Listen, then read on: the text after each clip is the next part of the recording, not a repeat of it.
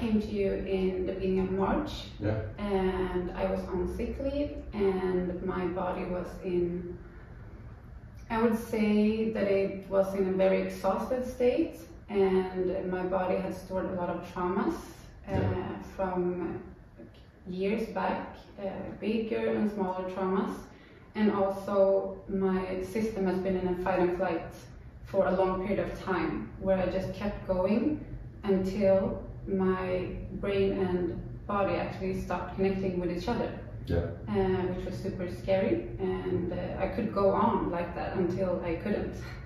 And that's why I came to you through a recommendation, and I started a 12-week program.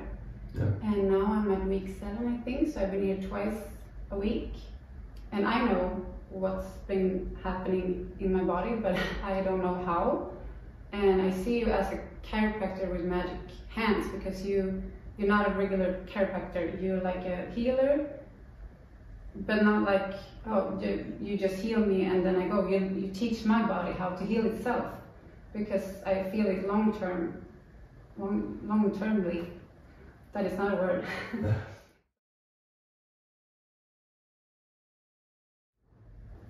How can it breathe, move physically, energetically, and emotionally itself? Through holding where it's most open and available, a hologenetic contact, finding its own wholeness. Great. So you just allow your body to move and do its work, and assisting your system to reconnect through breath and movement. And also learning that you don't need my hands on your body to allow this to happen. Your system can move naturally. The same way as animals in nature, their innate intelligence does. When they've been in conflict, or there's been something that's activating them, it's naturally they shake it off, they move. But there's a way how that can be facilitated, because we have learned not to move, not allowing it, because it's inappropriate.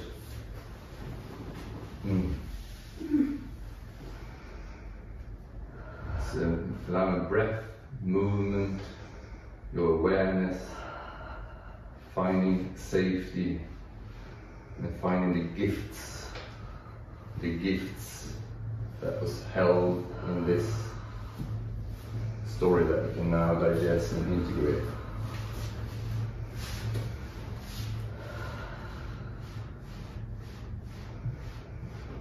Sometimes it wasn't safe to move.